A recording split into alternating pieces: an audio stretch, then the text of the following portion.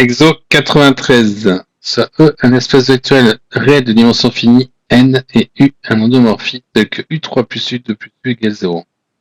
On notera l'application d'identité sur E montrer que l'image de U plus noyau de U en somme directe égale E. Alors, premièrement, on a le théorème Durand. Il nous dit donc que la dimension de l'image de U plus la dimension du noyau de U est égale à la dimension de E. Donc, ce qu'il nous reste à montrer, c'est que c'est en somme directe. Donc, on va prendre un vecteur qui appartient à l'image de U intersecté avec le noyau de U. Alors, il existe prime appartenant à grand E, tel que U de prime égale X. Donc, U de U de X prime égale U de X égale 0. Voilà. On va appliquer X prime, on sait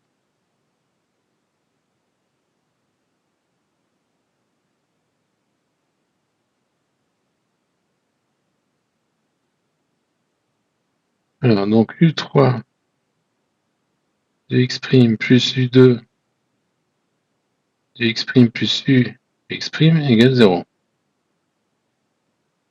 Alors, ça, c'est X. Ça, c'est U2 de X', c'est 0. Et ça, c'est du coup U de U2 de X', c'est U de 0, c'est 0. Donc, X est le vecteur nul. Ok.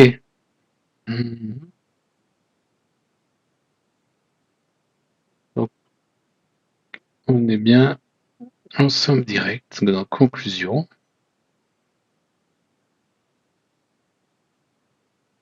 Avec ça et avec ça, on a bien l'image de U en somme directe avec le noyau de U, c'est égal à E. Et voilà pour la première question. Alors,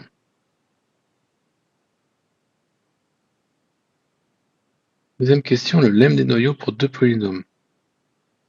Alors, on prend deux polynômes.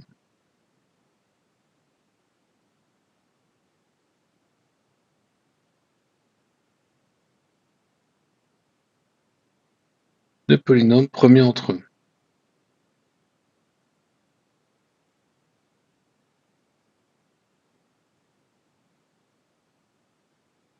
Alors, le noyau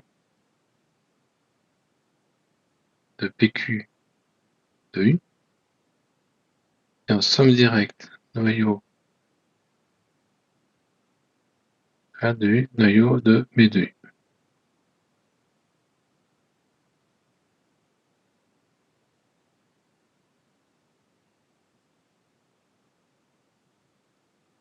Déduire que l'image de U, c'est égal à ça. Alors,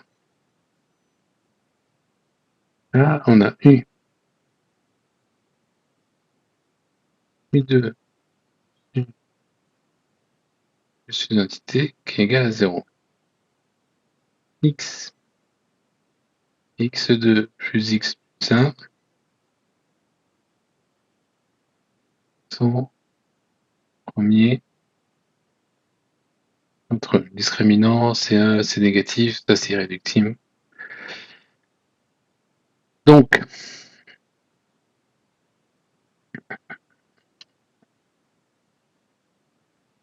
d'après le nombre de noyaux, le noyau de 0, ça fait E, égale au noyau de U, plus le noyau de 2, plus. Mais comme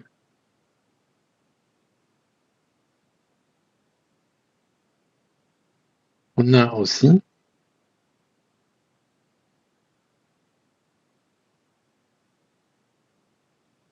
E qui est égal, qui est en somme directe avec image de U et noyau de U. Donc, la dimension de l'image de U est égale à la dimension du noyau de U2 plus l'identité.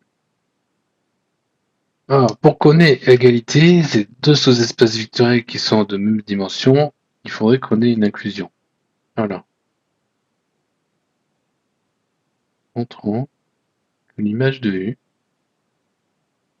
est inclue dans le noyau de U2 plus U plus IT. Ce qu'on a fait là déjà. Plus ou moins. Donc soit X appartient à l'image de U, il existe X', un vecteur de E, tel que U de X' égale X. Et alors on va appliquer, on va aller U2 de X plus U de X plus X, ça c'est égal à quoi?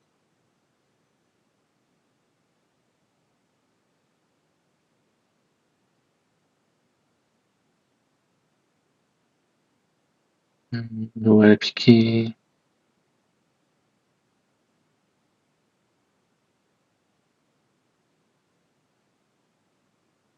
Il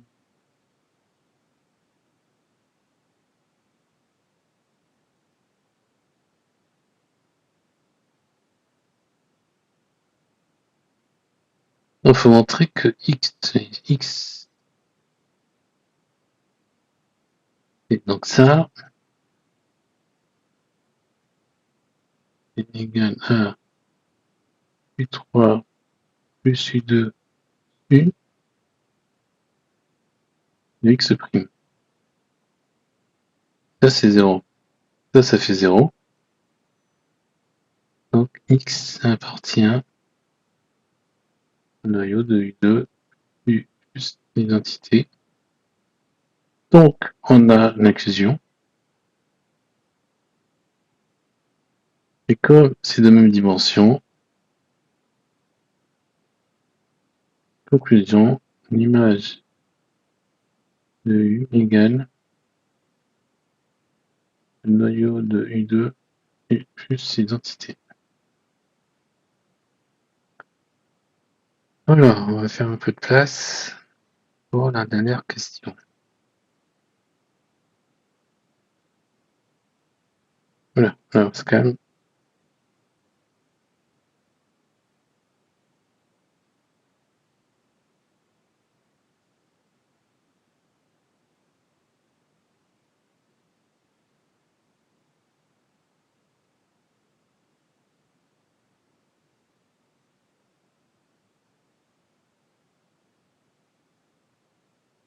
Alors, troisième question.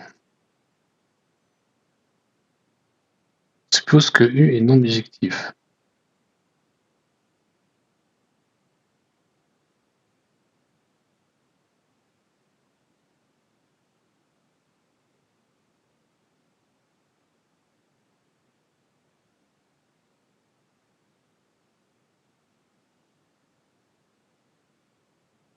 U non bijectif, comme on est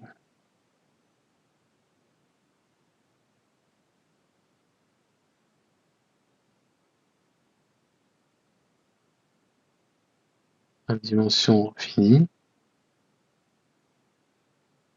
cela veut dire, et c'est même équivalent, que U est non injectif. Ce qui veut dire que le noyau de U est différent de 0, donc 0 est valeur propre de U.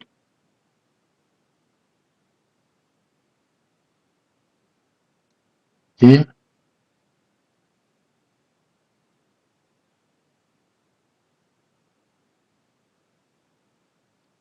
Alors, on a un polynôme annulateur.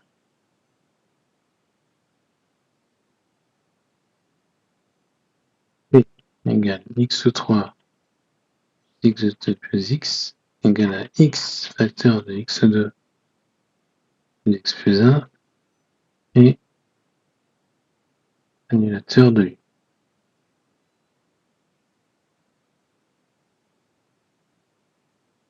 Donc on sait que une valeur propre de u, on va l'écrire comme ça, lambda est valeur propre de u et de lambda égale 0. Or, les racines de P, sur R, c'est 0. Donc le spectre de U, il n'inclut dans 0, 0. Et on a vu que 0 était valeur propre. Donc, conclusion, spectre de U, c'est exactement 0.